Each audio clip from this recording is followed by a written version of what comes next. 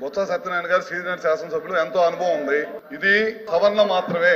గత ప్రభుత్వం ₹6 నుంచి రూపాయి ప్రజల మీద భారం వేసింది. మళ్ళీ రూపాయి భారం వేయడమే కాకుండా మళ్ళీ ₹1.5 పెంచాలని చెప్పి మళ్ళీ ప్రతిపాదన పంపితే దాన్ని మన ఈ మధ్య కేబినెట్ లో తిరస్కరించి చట్టంలో ఉన్న లోపాలని సరిదిద్దడం కోసమే ఈ బిల్లు మేము ముందు ప్రవేశపెడుతున్నాము. ఇది కాకుండా ఇందాక గత ప్రభుత్వం వైఎస్ఆర్ ప్రభుత్వంలో ఎంతో మేలు చేశాం, ఎంతో కరెంటుని చాలా బాగా తీసుకొచ్చామని చెప్తున్నారు. ఇది సభకి తప్పుదో పట్టించడం మాత్రమే చెప్తున్న మాటలో 2014-19లో తెలుగుదేశం పార్టీ అధికారం చేపట్టే నాటికి ఆ రోజు ఆంధ్రప్రదేశ్ రాష్ట్రంగా అప్పుడు ఆ రోజు దాదాపు 6 నుంచి 10 దాకా సాయంత్రం పూట కరెంటు విపరీతమైన పవర్ కట్స్ ఉండేవి.